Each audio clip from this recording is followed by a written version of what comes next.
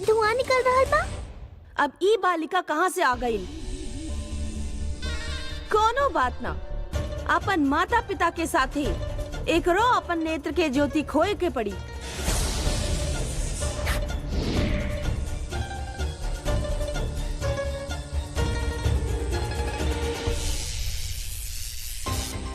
लागत बा आग लाग जाई।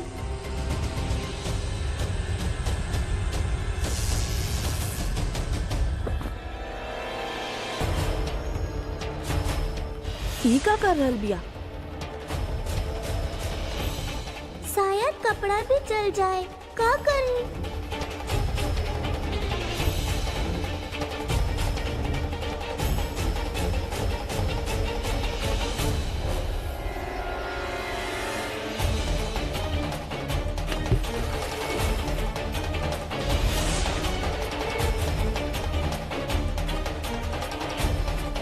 ई हमार यंत्र के साथ का कर रहल बिया?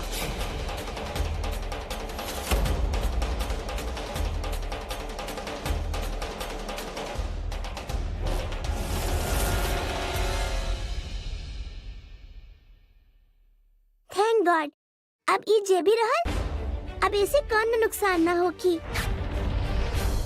रुद्राक्षी, तू हमार यंत्र के नष्ट कर देलू। समय आवेदा तोहके एकर दंड अवश्य मिली।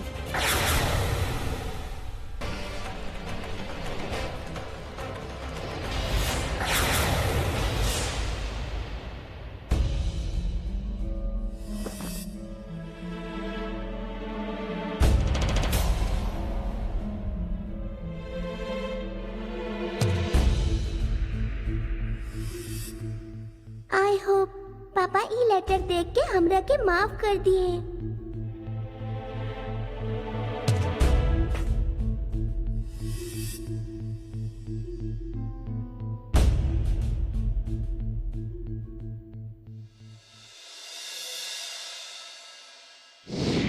नारायण नारायण। प्रणाम देवी लोग। आयुष्मान भव। देवी लोग, हम के अपन विशेष गुप्तचर से ज्ञात भइल बा कि पृथ्वी लोक पर जौन मणि पहुंचल बा ओकरा पीछे और केहू ना अपितु स्वयं देवी पौलमी बारी। देवी पौलमी।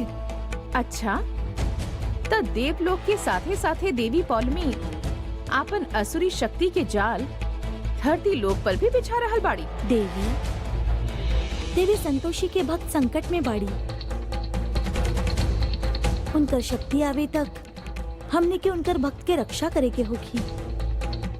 देवी, बाकी जब तक उनकर भक्त हमने के आवाहन नहीं खे करत, हम की उनकर सहायता कैसे कर सकेनी? रउआ लोग व्याकुल मत होखी, काहे कि आपन भक्तन के सहायता खातिर देवी संतोषी स्वयं धरती लोक जाई हैं। देवर्षि जी माता। रउआ हमार एगो कार्य करे। रउआ देवी पौलमी के ई सूचना दी कि हमनी ब्रह्मदेव के समक्ष देवी संतोषी पर आरोप लगावे वाला बानी। अवश्य माता, अवश्य। नारायण नारायण।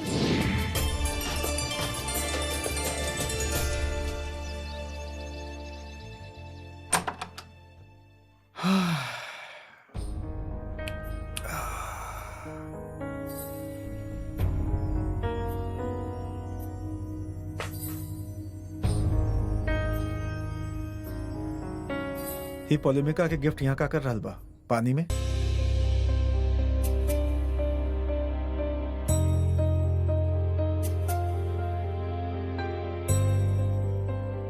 संतोषी, हे माँ। संतोषी, ई पॉलिमिका के जौन गिफ्ट बा हे के बाथरूम में जाके तू फेंक ले रहलू पानी में। ना तो राते हम इतना अच्छा से सुतनी की एको बार नींद ना खुलल। एके हम बाथरूम में काहे रखब? तो वैसे भी नींद में बाड़ू तो के समझ में नहीं आवत। एनीवेज हमें के यहाँ रख देता नहीं।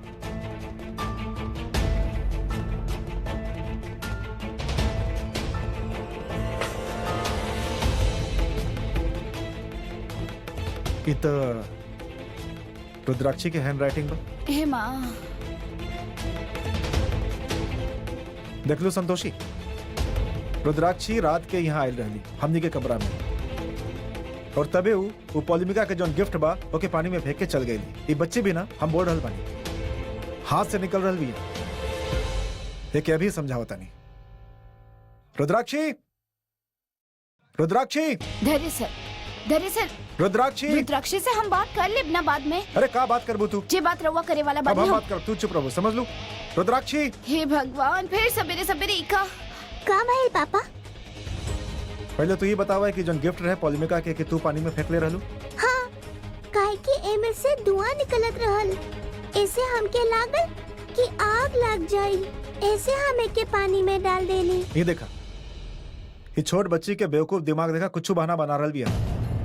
पापा हमार बात काहे नहीं खन मान रहल? गलती ही करे ले और नाम पॉलिमिका के लगा देवे ले। अब हम कौन गलती कर देनी? और तू एकरा बाद आज से हमारे कमरा के कोनो सामान ना छुआ, कुछ ना, ठीक बा? ये कमरा में आई भी बुना, जा यहाँ से। सुना है यार, कहाँ जा रहा बड़ो? यार आवा। और ही कबा की जोन तोहर लेटर बाजी बना एके बंद करा, समझ लू? तो के का लगा था तुम्हारी स्टूपिड हरकत से हम शांत हो जाए? इका जा यहाँ से, गो।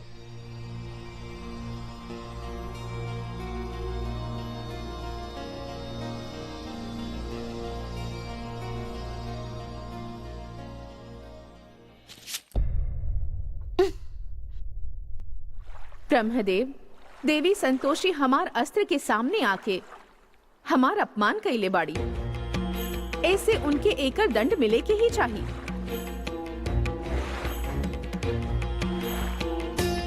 ये अत्यंत गंभीर विषय बा। देवलोक में एगो देवी दूसर देवी पर आरोप लगा रहल बाड़ी, जे कि उनकर पोती भी है। पितामह, व्यक्तिगत संबंध आपन स्थान पर बा, किंतु न्याय के स्थान पर न्याय ही होके के चाहिए। हमनी देवी एक दूसरा के कार्य क्षेत्र में हस्तक्षेप ना करेनी, जे की देवी संतोषी कैले बाड़ी। देवी पार्वती के मन में विष घोल के हम जे कार्य कैले बानी उ सही दिशा पकड़ ले बा।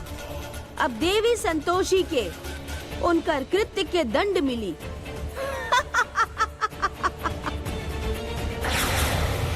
देवी पार्वती, व्यक्तिगत रूप से हम राउर ए विचार से सहमत नहीं की, किंतु हम जौन स्थान पर विराजमान बानी ओकर मर्यादा के ध्यान में रख के हम ये निर्णय ले रहल बानी।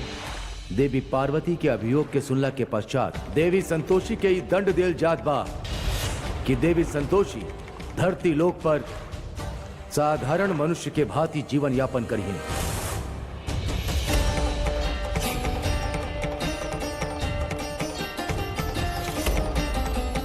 इतना कठोर दंड हम एहू से भी दे रहल बानी काहे कि देवी संतोषी शक्तिहीन होके पहले ही सात्विक जीवन व्यतीत कर रहल बाड़ी।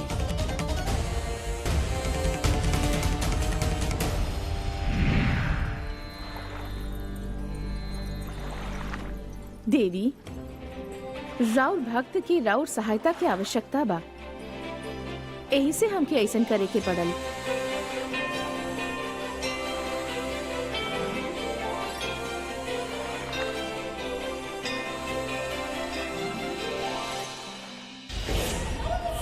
मंगला मंगला मंगला।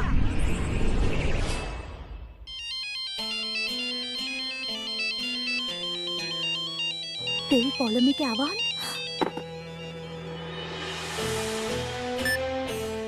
पुत्री, तू हमार देल गईल मणि के एक दिन खातिर सूर्य देव के प्रकाश में रख दा। जैसन राउर आज्ञा देवी पौलमी, हम अब ही ये मणि के लेके आवत बानी।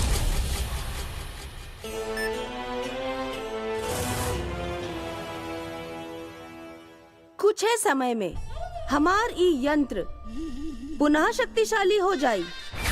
हे संतोषी माँ, ये हमरा साथे का हो रहल बा? हम जे भी अच्छा काम करे जाइनी, पापा हमेशा गुस्सा ही काहे होखेले? काहे कि तोहार पापा भी बहुत ही गुस्सा में बाड़े। जैसे ही उनकर गुस्सा शांत हो जाई, वो अपन बेटी के हर बात के समझे लगी है। ना मम्मी, रहुआ हमार बात नहीं की समझ रहल। हम और तोहार संतोषी माँ दोनों तोहार बात समझत बानी। अभी फिलहाल तो सच्चा मन से पूजा कर और माँ से आशीर्वाद ल। हे संतोषी माँ, हमारे परिवार के हमेशा खुश रखब। हे संतोषी माँ, हमने के परिवार के हमेशा खुश रखम। चल अब चल के फटाफट से नाश्ता कर लो। आज संतोषी, एक मिनट रुको तनी। हाँ, मुलैकी के अपना घर के रास्ता से जात देख ले बनी बेटा। जाओ कर पीछा करा। तू समझ लो कि ना? हाँ काका, हम जात बानी। काका, रुद्राक्षी के तनी नाश्ता करा दे। हाँ, कर चिंता मत करा, बाकी सावधानी से जी। हाँ बेटा। जी काका। हे संतोषी माता, हमार परिवार पर कृपा करी और सब ठीक कर दी माता, सब ठीक कर दी। का भाई दादू, मम्मा इतना भाग के कहाँ जा रहल बाड़ी? बेटी तू चला, हम तोहके बतावत बनी, हमरा संगे आवा। जब तक हम ना बुलाई, दरवाजा के बाहर खड़ा रही है। जा। Yes boss.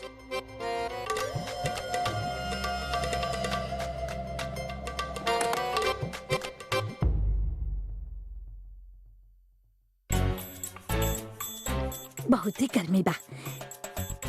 कनो एसी वाला से हफ्ता लेवे के पड़ी, ना तो हमारी खपड़िया ना पूरा पिघल जाई। नहा लेत बानी।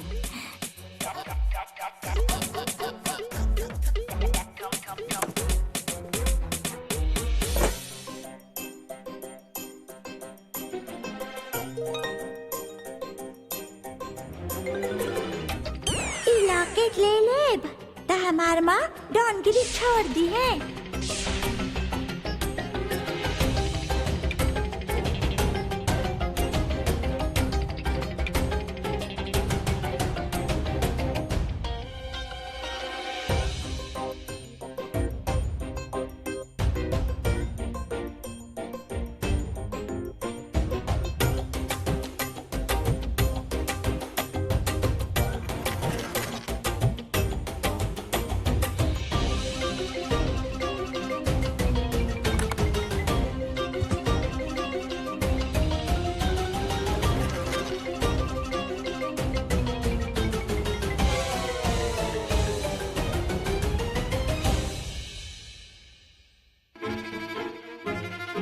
अरे इला हमनी के नया बॉस आ गईले।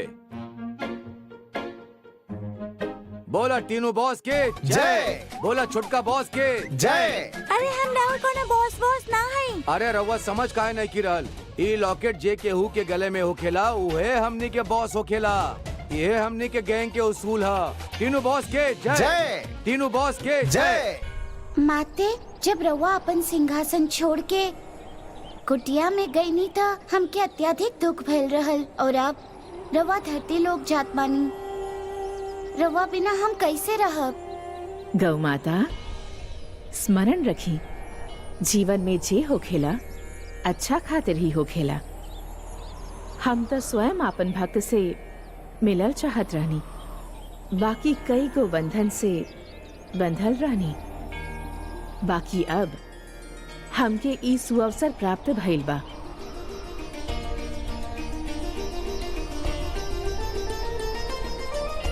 और ए अवसर से हम अत्यधिक प्रसन्न बानी। यही से रउआ भी प्रसन्न होके के चाहे। अब हम ओ स्थान पर प्रस्थान करब जहाँ से हमके धरती लोग जाए के बा।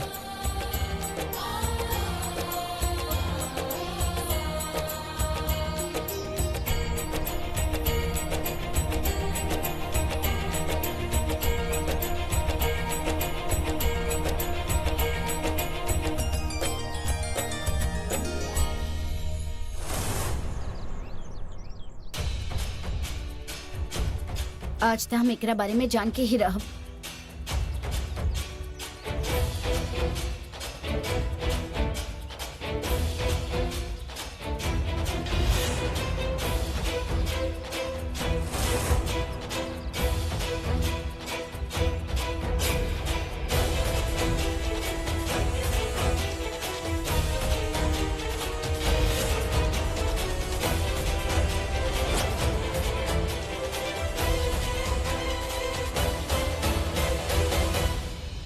जंगल में का करे गइल बिया?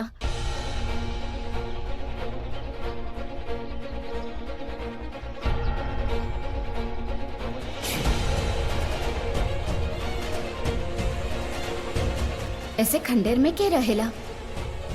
जाके देखत बानी।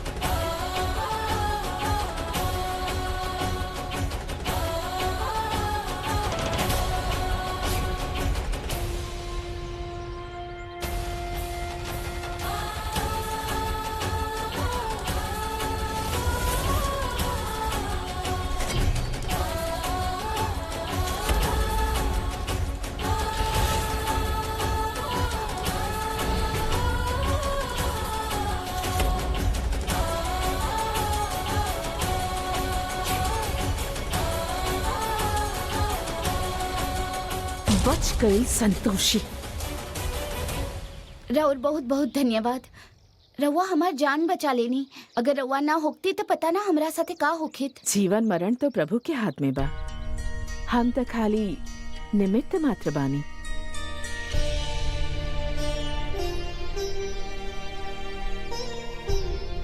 आशीर्वाद दी ही माँ।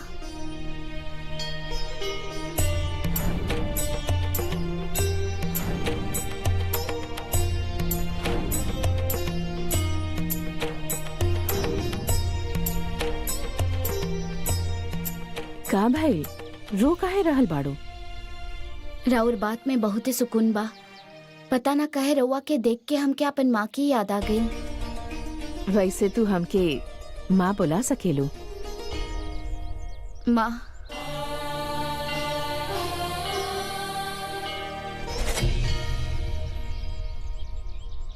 तू इतना घना जंगल में का कर रहल बाड़ो? हम यहाँ एगो सच के पता लगावे आयल रहनी, जेकर पता लगावल बहुते जरूरी बा। ये औरत कहाँ से आ गई? आज के भी प्लान फेल हो गई।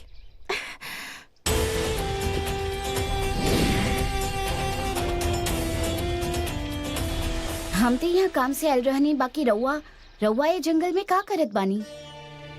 हम यहाँ एकांत देख के ध्यान लगावे आयल रहनी। अच्छा, तो रउआ यहाँ कहीं आसपास रहेनी? साध्वी के कौनो घर ना होखे, जहाँ प्रेम मिलेला उहे रह जाली। फिर तो रउआ हमरा साथे चली हमरा घरे। हमके रउआ साथे बहुत अच्छा लागत बा। इतना जल्दी रउआ से अलग नहीं की भेल चाहत। रउआ हमरा घरे आए तो हमके रउआ साथ रहे के थोड़ा मौका भी मिल जाई, और रउआ जैसन पवित्र साध्वी हमरा घरे आई है तो हमार घर भी पवित्र हो जाई।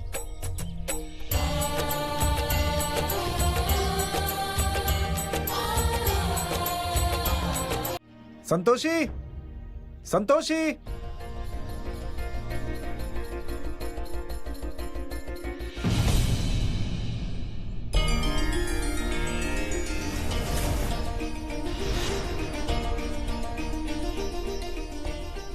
ई के बा जेकर चेहरा पर इतना तेज बा? प्रणाम। रघुआ केकरा ढूंढ रहल बानी? रउआ के बानी? हम यहाँ कुछ ढूंढे आयल रहनी। माँ हमार जान बचैली। अब ऐसा जगह पे तू के ढूंढत रहलू? बाद में बतावत बानी। इनकर से मिली ना, ई साध्वी माँ है। रवा हमार माँ के नहीं खी देख लेना।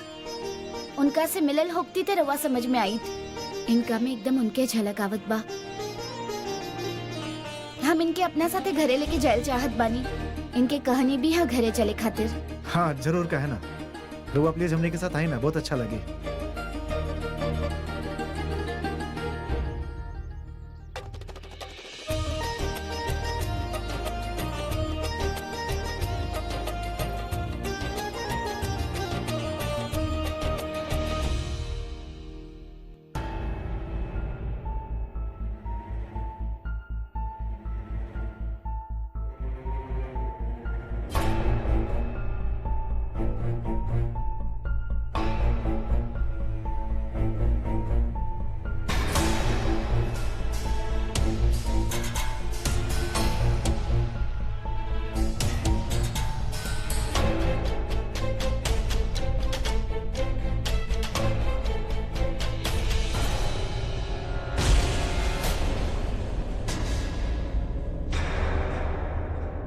रवा रवा कहाँ चल गए रहनी? एको काम रहल, बाकी भइल ना। हम तो से जे काम कहले रहनी वो कर दिलू ना। हाँ, हम मणि के धूप में रखे ही जात रहनी। जल्दी जा, संतोषी और धैर्य आवते होखी हैं। जा। शेषनाथ, हैं? ई टिनुआ अभी तक आयल काहे ना? यह तो हम सोच रहल बानी। अरे कहाँ रह गली? कहीं ऐसा तना कि दक्षा पकड़ ले होके होके। अरे भैया सुब बोला करा यार तू। पता लग गई ना कि हमनी वो लॉकेट चुरावे खातिर भेजले बानी। हाँ ता हमार ता पता ना, लेकिन तोके ता जरूर मच्छर के जैसा एकदम मीज दी है वो। शेषनाथ, हाँ बोला। चला जाके देखल जाए। चलो यार।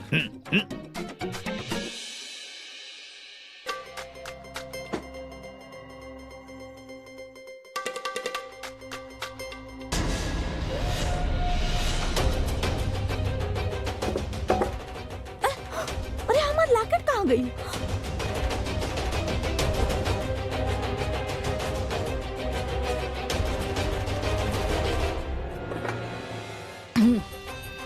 ई जरूर टिनुआ के पापा के करतूत बा। उनका बहुते नजर रहल हमार लॉकेट पर। अरे बाकी मूर्ख ही नहीं खन जानत कि खाली लॉकेट पहनने से केहू बास ना हो जाला। बास खातिर हिम्मत चाहिए। अरे टिनुआ के पापा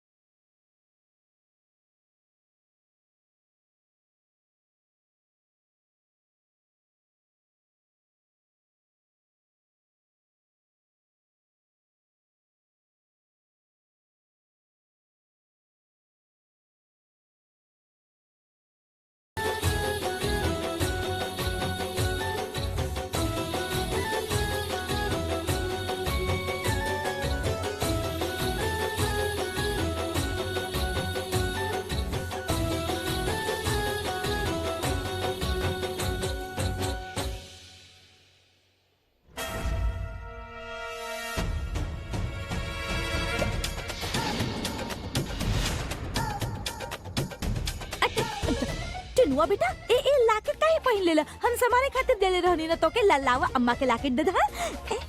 ए टीनू, ये लॉकेट जेबा तोहार पप्पा के हा, चुपचाप लौटा दे जल्दी से। हाँ हाँ बेटा, ये लॉकेट हमके दे दा। हम जे काबू है तू लोग कर बना। Yes boss.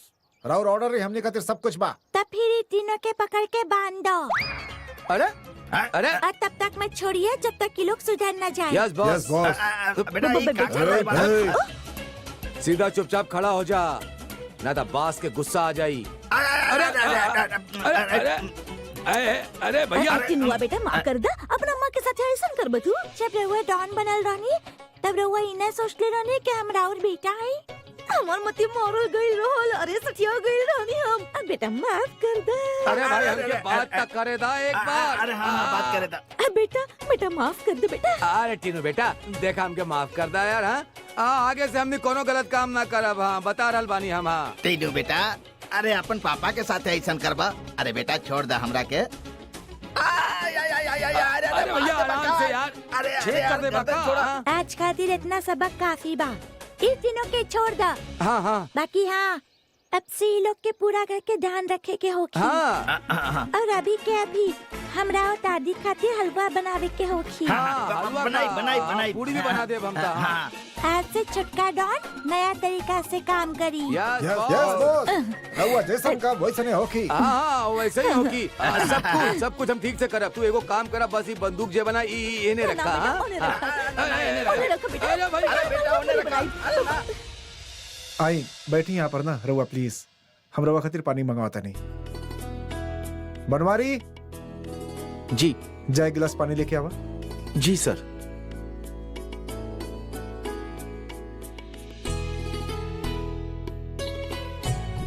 पुष्पा जी, तनी गेस्ट रूम तैयार करवा दी ही। जी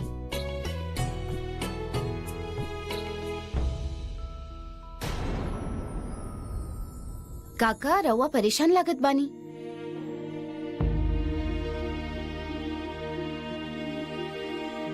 अरे कुछ ना बेटा, तोहार काकिया और हमरा में थोड़े सा मतभेद जैसन हो गइल बा। अब हम कहनी कि हमनी ये उम्र में आके हमनी के थोड़ी देर हमनी के आराम करे के चाहिए, लेकिन वो कहत पड़ी कि ना हमनी के कुछ दिन और घर के जिम्मेदारी संभाले के चाहिए। बस छोटहन बात।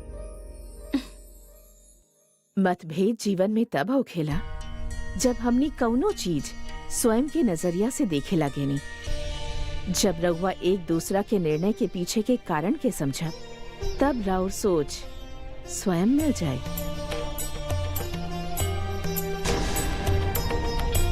एकदम सही कहानी रहुआ। संतोषी, इतना दिव्य साध्वी के बाड़ी? ई साध्वी माँ है। यदि आज ई ना होती तो हम रउआ सामने खड़ी ना होती। ये आज हमार जान बचैली। राउर बहुत बहुत धन्यवाद। रउआ हमार बेटी के जान बचैली।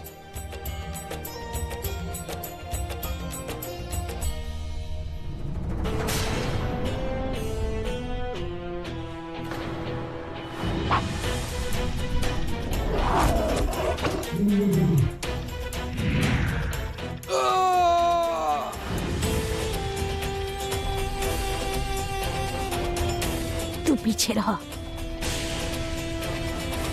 मैम, हाँ रूम तैयार करवा देनी हम।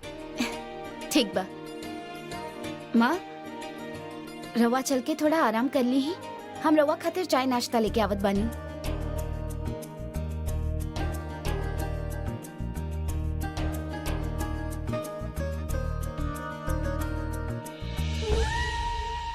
ई तो साक्षात देवी संतोषी बानी। जरूर कोनो बर्बाद भइल बा, इससे ई यहाँ आइल बाड़ी। जब तक ई यहाँ बाड़ी हमने के बहुते सावधान रहे के होगी। इतना तेजस्वी साध्वी हम कबो नहीं देखले। ई जरूर कोनो बहुते सिद्ध साध्वी बाड़ी। एकदम सही कहानी रहुआ। इनका के देख के मन में बहुते संतोष भइल। एगो क्रांति माँ रहली जे अपन भक्तन के हमेशा डरा के रखत रहली। वो आवत रहली तो ऐसा लगत रहे कि कोनो खराब आत्मा आ गेल बा। और एगो ई बाड़ी सबसे अलग। उज्जवल, क्रांति माँ के बातें मत कर तू।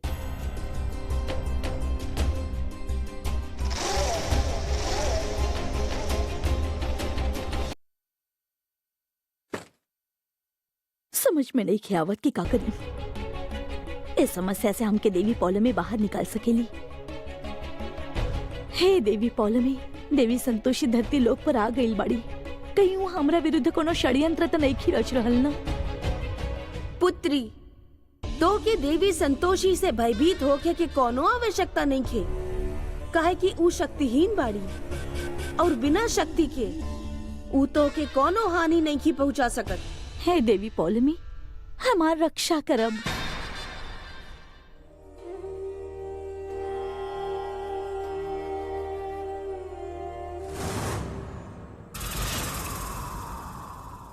पुत्री, वहाँ काहे खड़ा बाड़ो?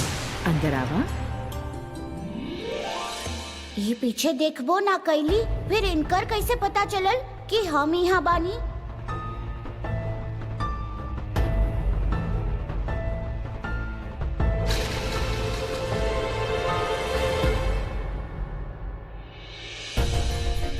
रउआ संतोषी माँ है ना?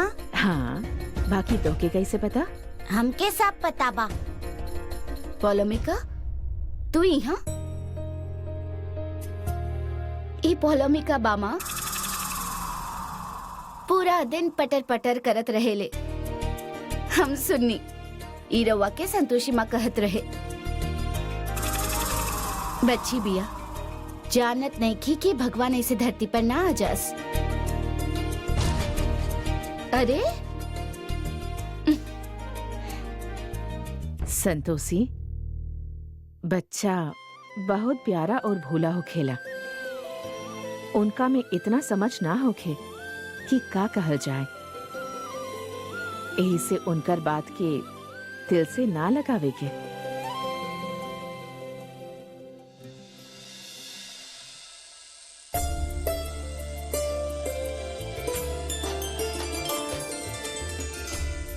नारायण नारायण, कितना सुंदर दृश्य देखे के मिल रहा बा आज पृथ्वी लोक पर। ये एगो विरल संयोग है जहाँ स्वयं आराध्या अपन आराधक के शरण में पहुंच गई बाड़ी। माता संतोषी के भक्त अपन कर्म के कारण ऐसा श्रेष्ठ भाग्य के निर्माण कैले दिया कि स्वयं माता उनका समक्ष विराजमान बाड़ी।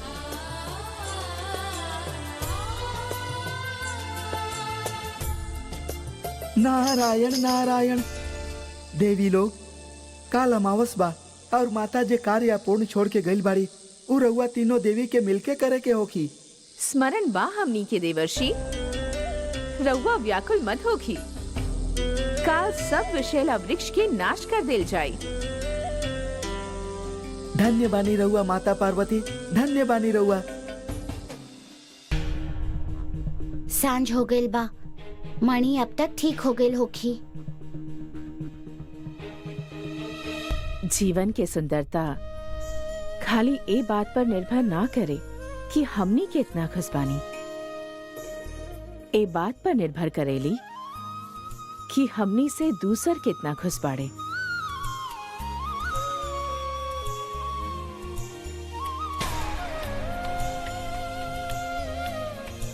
यही से दूसरा के खुशी देवे के चाही।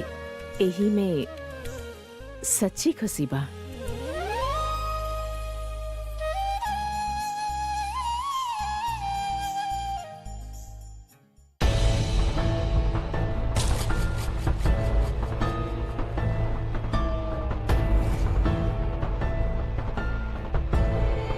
बहुत ही बढ़िया पौलमिका, काफी स्मार्ट बाड़ू तू।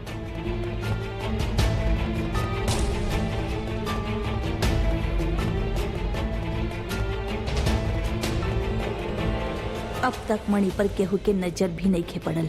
ऐसे जल्दी से तू अपन काम कर सकेलू। उत्तम, अति उत्तम पुत्री।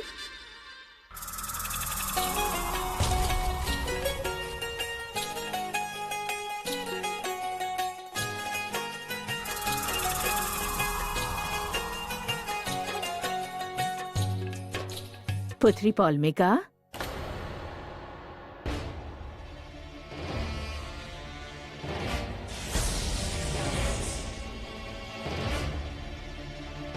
वहाँ का कर रहल बाड़ू? यहाँ वा।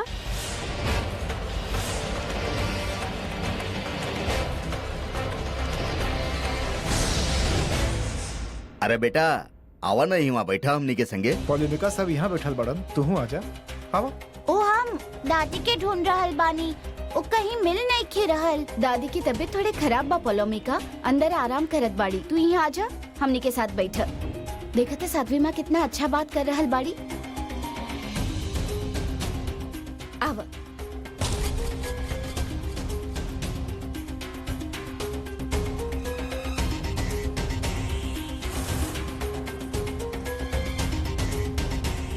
का भैल, दादी से कुछ काम रहे?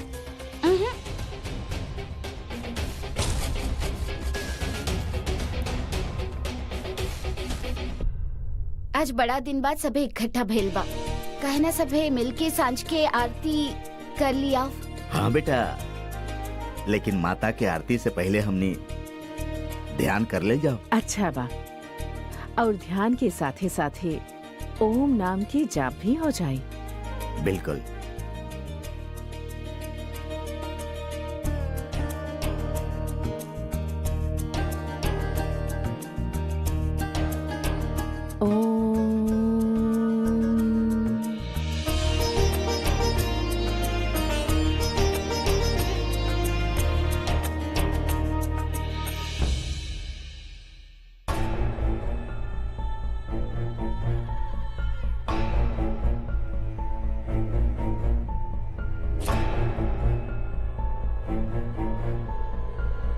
जब तक ये लोग ध्यान में बाड़े, हम अपन काम कर लेत बानी।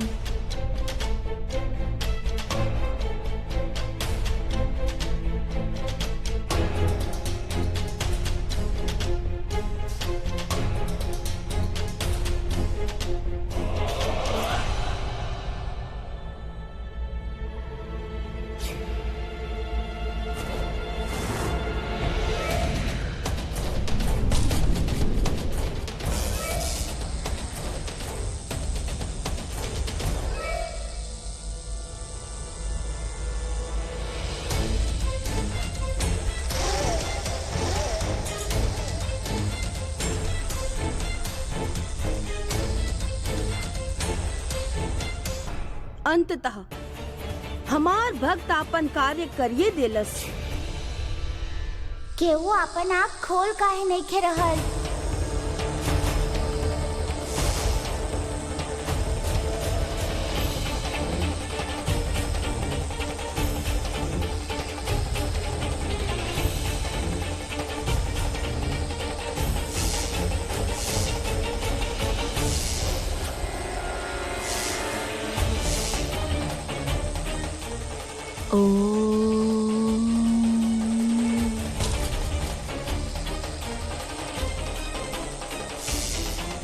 आंटी सुनी,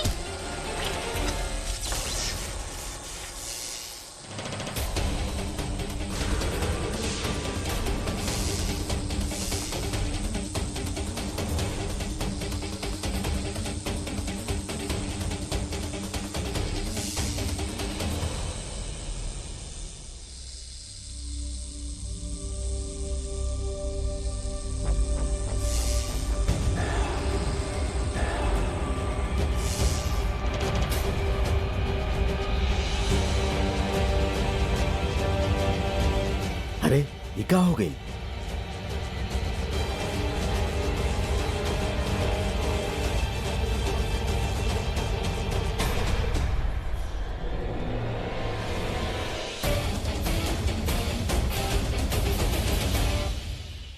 देवी संतोषी, राउर इतना साहस कि रउआ हमार कार्य में विघ्न डलनी। हमार इतना शक्तिशाली यंत्र हमरे भक्त से निष्क्रिय करवा के रउआ उचित कार्य ना कईनी। देवी संतोषी, अब हम देखत बानी कि कैसे एगो शक्तिहीन देवी हमार शक्ति के सामना कर पावत बाड़ी।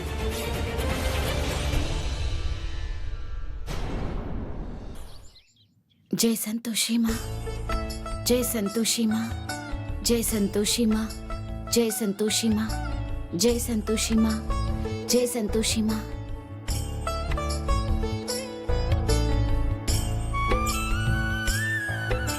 चली जी, पूजा तो हो गई।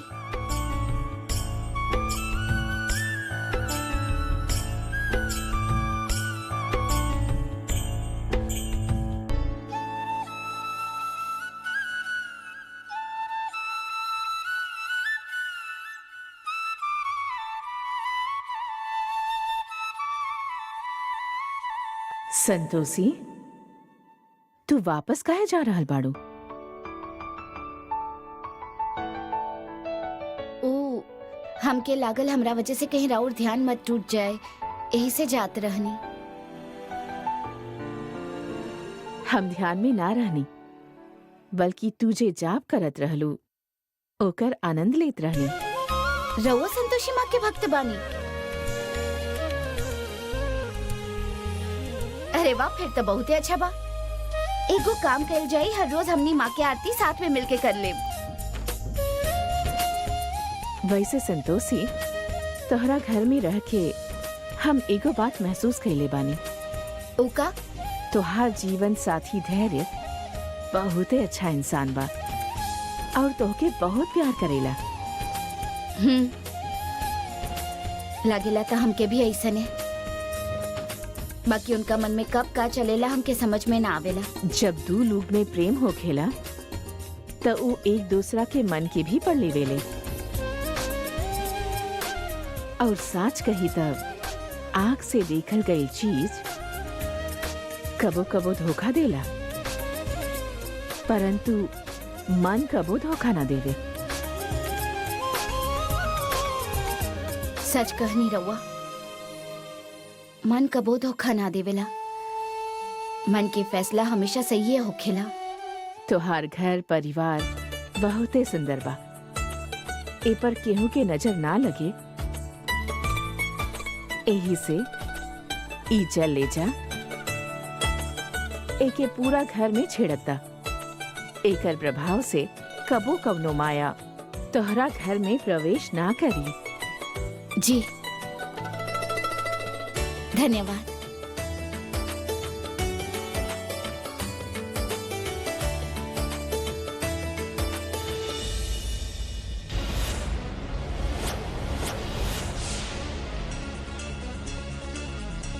देखा, तू लोग के नाम बहुते खराब हो चुकल बा, काहे कि अब तक तू लोग खाली खराब काम कइले बाड़े। अब समय आ गइल बा कि हमने कुछ अच्छा काम करी और अपन नाम बनाई। यस बॉस, ऑर्डर दी, हमने के का करेगा बा। ये मोहल्ला बहुते गंदा हो गइल बा, जहाँ देखो उहे कचरा डालल रहेला। तू लोग जा और पूरा मोहल्ला साफ करके आवा। Yes boss.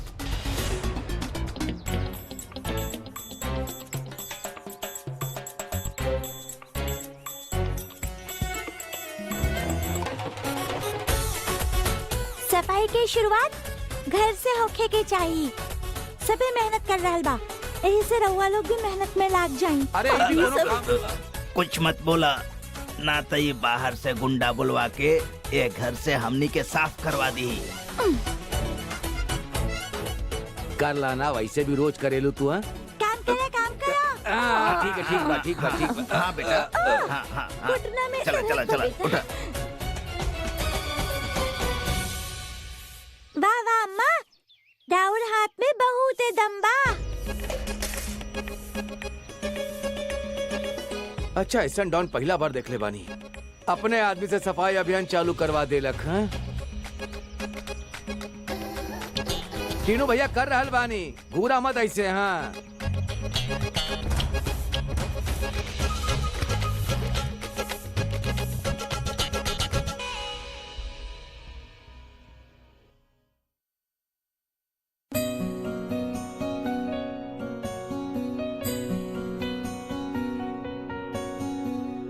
ई चल ले जा,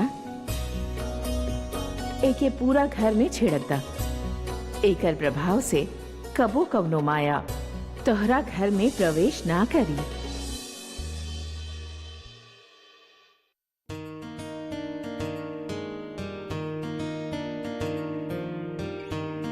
धैर्य सर, ऐसे तैयार होके अचानक कहाँ चल देनी? अरे वो सवेरे सवेरे ऑफिस में मीटिंग बा, बहुत इंपॉर्टेंट बा, ऐसे जल्दी निकले के पड़ल। शाम के आ जाए। हाँ, तो नाश्ता तो करके जाई।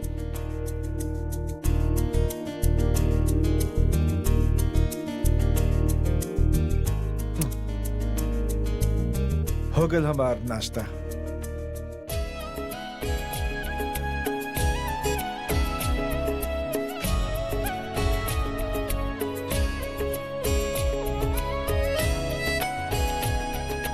ई धैर्य सर के समझल हमरा खातिर टेढ़ काम बा।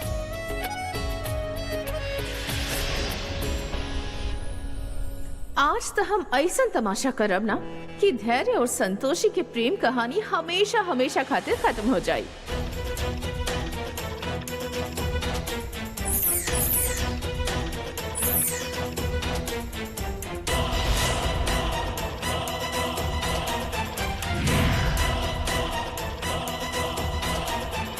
मंगला,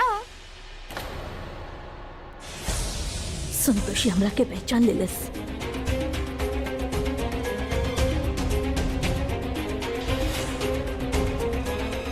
ई कहाँ से इतना सज सवर के आ रहल बाड़ू? और ई का कपड़ा पहन ले बाड़ू मंगला?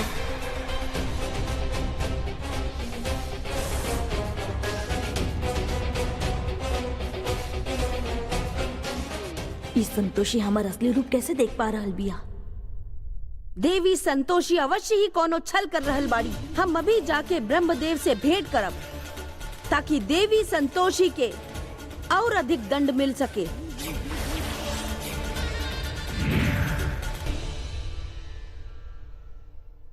अच्छा ठीक बा, कपड़ा बदल के हमारे कमरा में आ जाओ और वहाँ से झूठा कब्बा वो हटा लो, कॉकरोच आ जाई।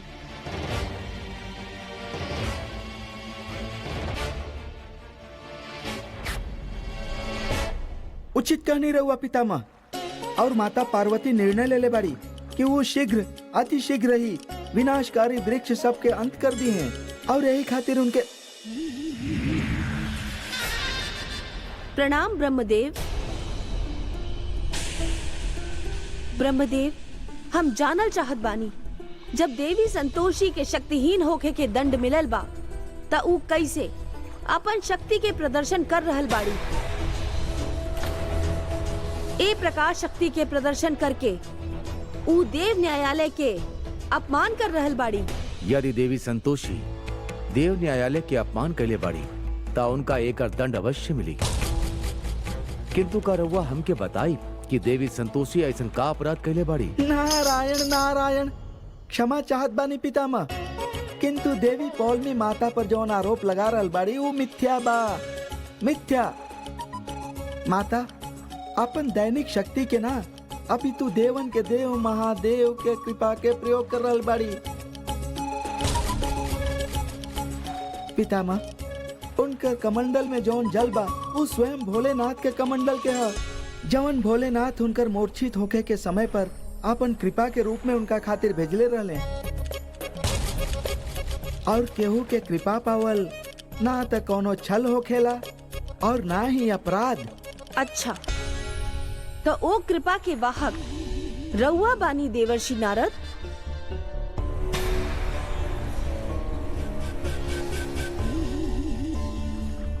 ब्रह्मदेव, हम भ्रमित हो गए रहनी, ऐसे हमके क्षमा कर दी। देवी पौलमी, कौनो कार्य के प्रथम दृष्टि में सत्य असत्य स्वीकार कर लेल कदापि उचित नहीं खे, अपितु विवेक के भी प्रयोग करे के चाहिए। अब रउआ प्रस्थान कर सके नहीं। जैसन राउर आज्ञा ब्रह्मदेव।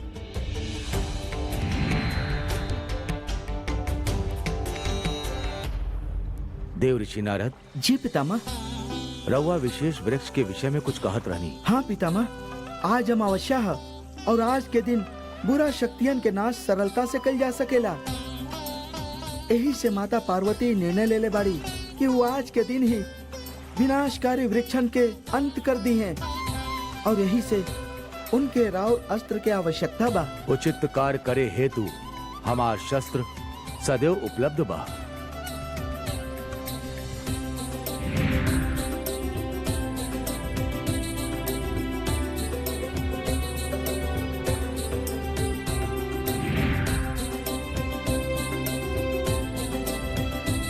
धन्य बानी रहुआ पितामह, धन्य बानी रहुआ। देव ऋषि नारद, रहुआ एक के देवी पार्वती के पास लेके जाई। जैसन राव आज्ञा पितामह। नारायण नारायण।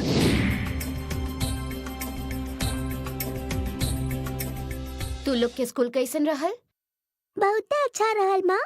और आज ता टीचर स्कूल में हमके वेरी गुड देली। शाबाश। तू लोग थोड़े देर यहाँ साध्वी माँ के पास बैठ। तू लोग के पता बा ना, साध्वी माँ के पास अच्छा अच्छा बात के भंडार बा। तू लोग यहाँ बात कर, हम तू लोग खातिर खाना लगावत बानी।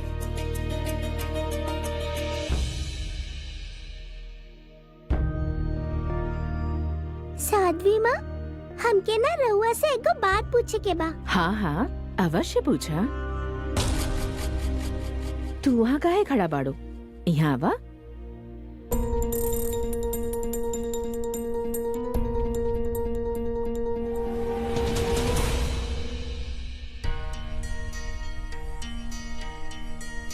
पुत्री, ई पुष्प कोमल भी बा और सुगंधित भी।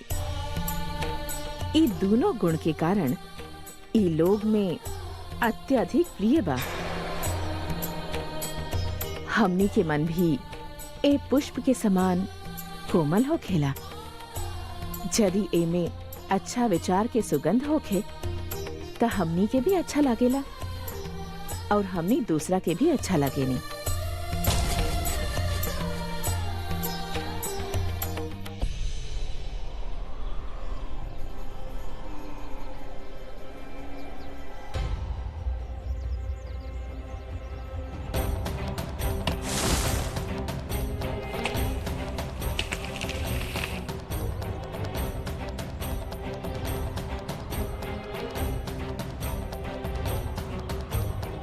अद्भुत, अति अद्भुत।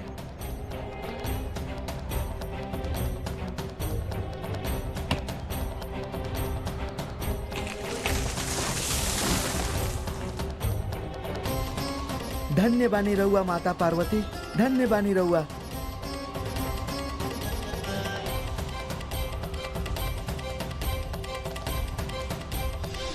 ई वृक्ष सबसे हमार प्रथम उद्देश्यता पूर्ण हो गई। अब हमार दूसर उद्देश्य बाकी के 3 वृक्ष पूरा कर दिए। बाकी अभी हमके धरती लोक पर ध्यान केंद्रित करे के चाहिए, काहे कि संतोषी शीघ्र ही कष्ट से घिरे वाली बिया। हमके कोनो भी परिस्थिति में देवी संतोषी के उनकर भक्त संतोषी के सहायता करे से रोके के होगी।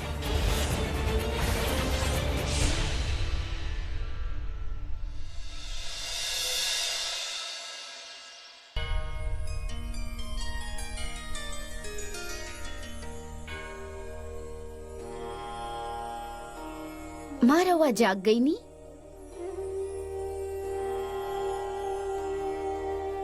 माँ रवा तो बड़ा सवेरे उठ जानी।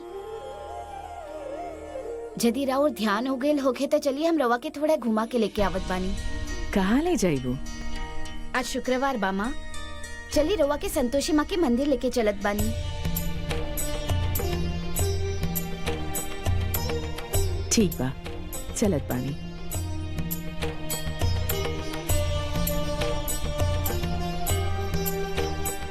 आई, हम पूजा के थाली भी ले लेत बानी। देवर्षि, देखी माँ और उनकर भक्त कितना प्रसन्न बा। अपन भक्त के भक्ति और भाव के कारण आज माँ स्वयं के समक्ष बैठे जा रहल बाड़ी।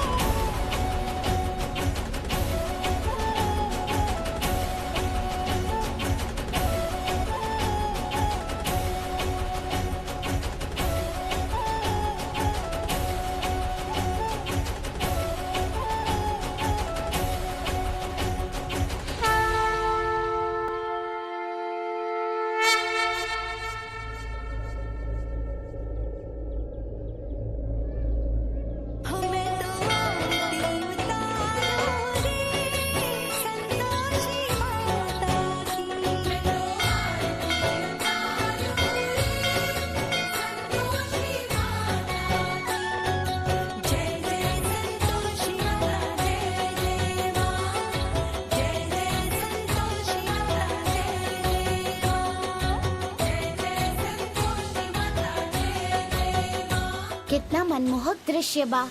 जेकर आवाहन मनुष्य कर रहल बा, उनका साथ ही बैठल बाड़ी। नारायण नारायण, उचित कहने रहुआ गौ माता।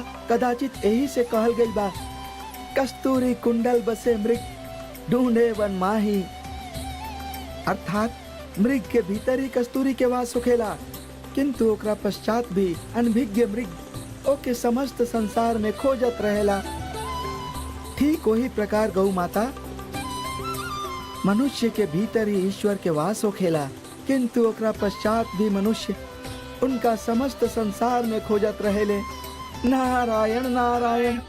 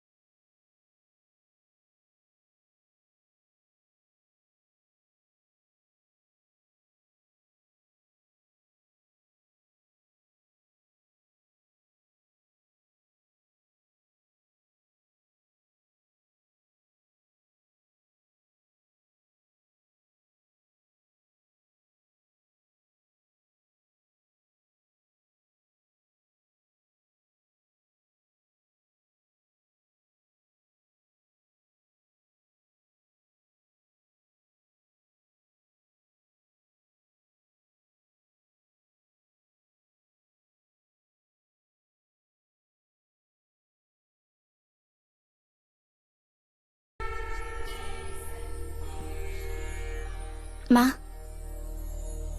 माँ, माँ हाथ जोड़ ली। माँ,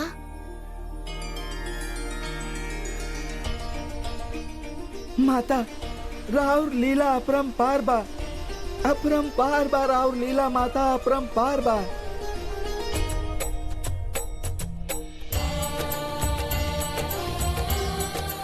गौ माता, माता के अपन भक्तन के प्रति प्रेम सर्वश्रेष्ठ बा। धन्य बा, धन्य बा वो मनुष्य ऐसा आराध्य के पाके। धन्य बा। नारायण नारायण। असुरराज, देवी संतोषी हमार यंत्र के निष्क्रिय कर देले बाड़ी। और देखी कौन प्रकार उ धरती लोक पर आनंद प्राप्त कर रहल बाड़ी। रहुआ कुछ ऐसा करी असुरराज कि धरती लोक के जीवन देवी संतोषी खातिर जटिलमय हो जाए और उनके खाली कष्ट के मध्य रहे के पड़ी। पुत्री, देवी संतोषी एगो शक्तिशाली देवी है। यही से तोके उनका विरुद्ध कोनो ऐसन प्रतिनिधि के खड़ा करे के पड़ी जे उनकर सामना कर सके। असुरराज, हम अपन दूगो भक्त के भेजले बानी ना उहाँ। कोई काम ना कर सकेली जब तक उनके चुनौती देवे वाला कोनो शक्तिशाली शत्रु ना होखी। ई सजा भी देवी संतोषी खातिर आनंदमय साबित होखी।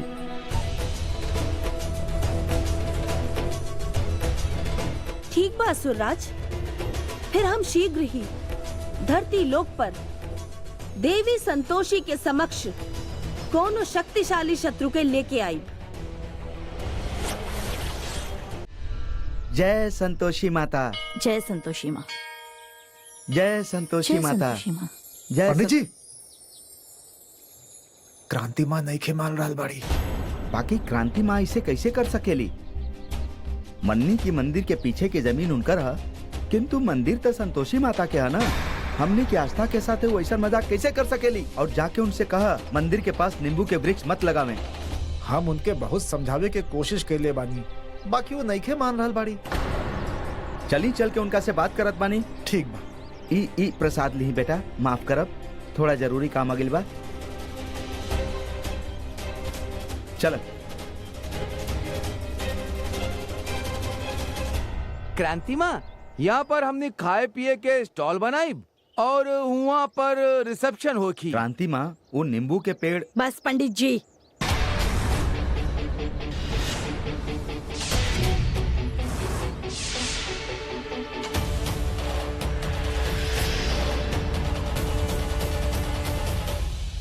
ई हमार जमीन है पंडित जी, और हम अपन जमीन पर कुछो बनावे खातिर स्वतंत्र बानी। फिर ई लोग हमके बागवानी करे से काहे रोक रहल बानी? देखी पंडित जी, चाहे केहू कुछो कहे, पेड़ इहे लागी। राउर बात सही बा क्रांति देवी, लेकिन यहाँ देवी संतोषी के मंदिर बा। हमनी के आस्था के अनुसार यहाँ पर आसपास में कोनो खट्टा चीज ना होके के चाहिए। ऐसे हम रउआ से अनुरोध करत बानी, ई नींबू के पौधा के एने ना लगा के ओने लगाई।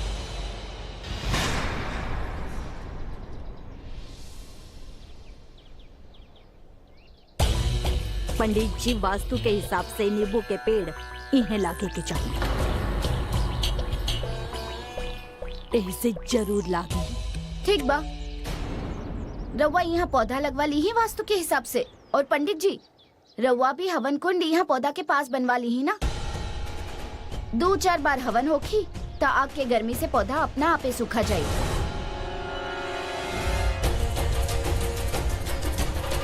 इत विद्या के बहु संतोषी बिया, संतोषी माँ के परम भक्त। का भेल कौन सोच में पड़ गई है? घबराई मत, पंडित जी ऐसा कुछ ना करी है। काहे कि पंडित जी समझदार हवे, लोग के भावना के समझे ले। हवन कुंड यहाँ ना बनी। क्रोध मत करी, संतोषी राउरे भाषा में उत्तर देली है। ठीक बा, जदी यहाँ हवन कुंड बनवावे के बा तब बनाए, बाकी फिर दीवाल खड़ा करे के होगी। ई मंदिर कोनो ट्रस्ट के नहीं है, और ना तो मंदिर के पास इतना पैसा बा कि वो यहाँ पर दीवार खड़ा कर सके। यह हमार रउआ से विनती बा।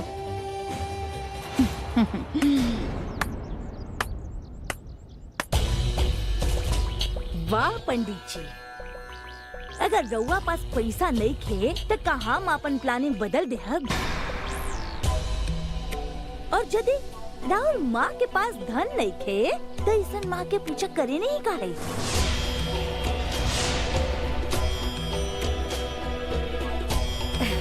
पंडित जी, हम तक कहत बानी कि मंदिर हमके दे दी है, और ओकरा बाद देखी हम संतोषी माँ के ऐसा ब्रांडिंग करब कि उनका ऊपर धन के बारिश होगी।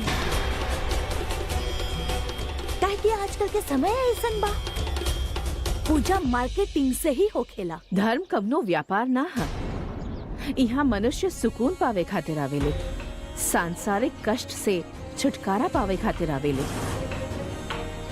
रउआ लोग भक्ति के लोभ, लालच और व्यापार से जोड़ रहल बानी।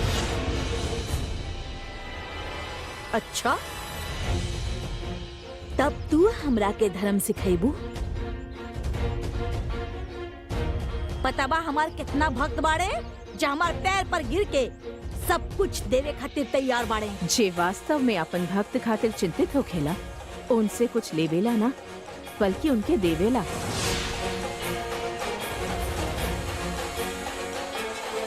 रउआ दबाव देके केहू के मस्तिष्क में जगह बना सकेनी, हृदय में ना। बस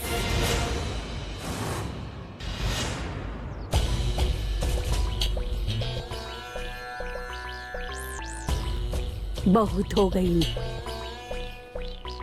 यदि ज्ञान ही बतावे के बा तो कबो हमरा से आके मिला, हम तो के बताइब कि ज्ञान का होखेला। चली।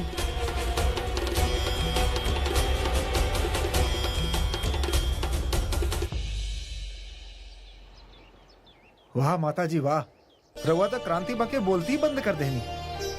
वाकई राउर जवाब नहीं खे, उनके निरुत्तर कर देनी। धन्य बानी रउआ।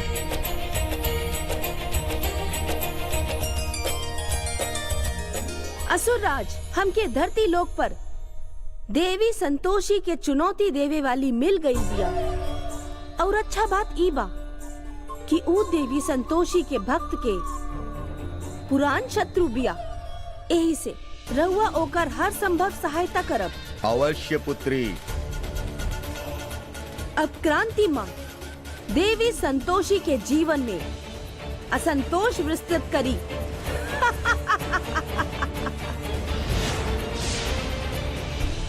हटा हटा हटा, पीछे हटा। बॉस के हाथ मत लगाइया, पीछे हटा, पीछे हटा। छोटका डॉन, हमनी के मोहल्ला भी बहुत गंदा बा, ओकरा भी साफ करवा देना। तोहरा जैसन लोग जहाँ रही हैं, वहाँ गंदगी ही फैली। एक बार तू अपन घर के चमका के देखी हो, पूरा मोहल्ला अपना आप ही चमकी।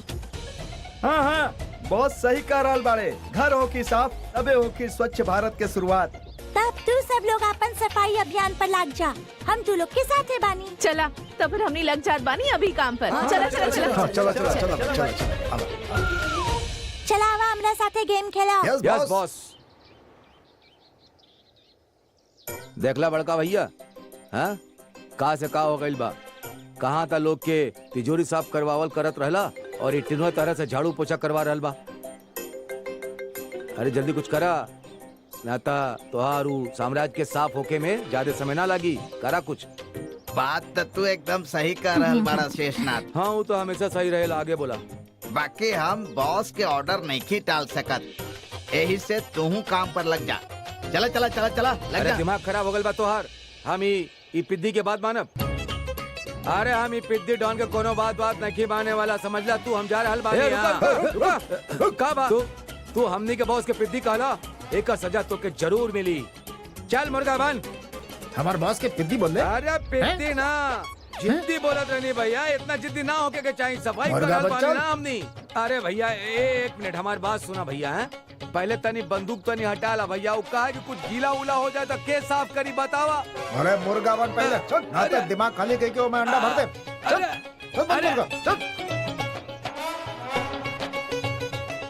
बोले रहनी हम मनलस ना बात। चुप रहा। अरे देखा भैया बन रहल बानी भैया, आराम से भैया। अरे बंदूक तो हटावा यार।